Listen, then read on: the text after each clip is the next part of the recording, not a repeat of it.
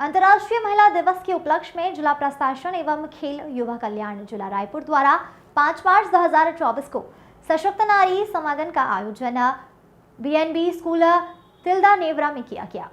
कार्यक्रम में मुख्य अतिथि टंकराम वर्मा, मंत्री खेल एवं युवा कल्याण, अध्यक्षता लेमिश्रा गुरु डहरिया, अध्यक्ष नगर पालिका परिषद तिल्हा की अतिथि में किया गया, जहां नेवरा के बीएनबी स्कूल परिसर में तिल्दा क्षेत्र के 2000 से अधिक महिलाओं ने कार्यक्रम में सहभागिता निभाई।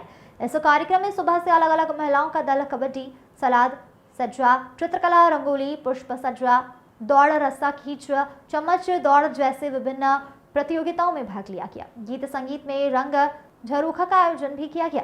माननीय मंत्री द्वारा मोर गवाई गंगा है लोकगीत की प्रस्तुति दी गई। कार्यक्रम में तनुजा सलाम, संचालक खेल एवं युवा कल्याण प्रकाश टंडन, अनुविभागीय अधिकारी राजस्व तिल्दा प्रवेश जोशी, खेल अधिकारी एवं अन्य अधिकारी कर्मचारी आयोजन में उपस्थित रहे। Bureau report.